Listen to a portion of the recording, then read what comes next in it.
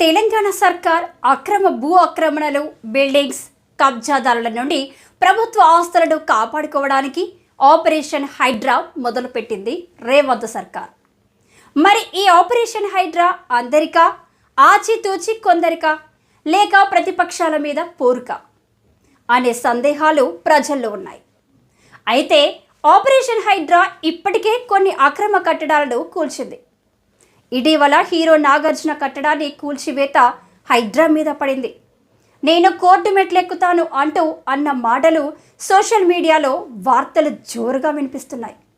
అయితే ప్రస్తుతానికి సామాన్యుల చూపు ఇటు ప్రభుత్వం మొదలుపెట్టిన ఆపరేషన్ హైడ్రా మీద మరియు నాగార్జున మీద సామాన్య నిజర్ ఉందని చెప్పవచ్చు.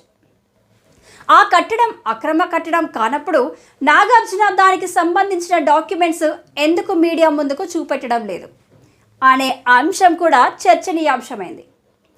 ప్రజల చేత, ప్రజల ద్వారా ఎన్నుకోబడిన నాయకులు, ప్రజల ద్వారా అయిన సెలబ్రిటీలు ఏమైనా చేయవచ్చా అంటూ సామాన్యులు గుర్రుమంటున్నారు. కానీ ఏది ఏమైనా ఇలాంటి పనులు గత ప్రభుత్వం హయాంలోనే ఆక్రమణకు గురి అయ్యాయా?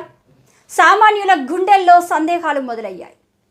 గత ప్రభుత్వ హయాంలో ఆక్రమణ గురి కాకపోయినా ప్రభుత్వ ఆస్తులను సంరక్షించుకునే ఆలోచన కాళేశ్వరం ఇంజనీరుకు ఎందుకు రాలేదు అంటూ సామాన్యుల నుంచి సెటర్స్ వినిపిస్తున్నాయి.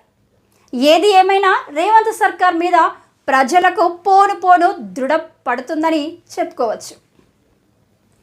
చూద్దాం పోను పోను ఆపరేషన్ హైడ్రా హైలైట్స్.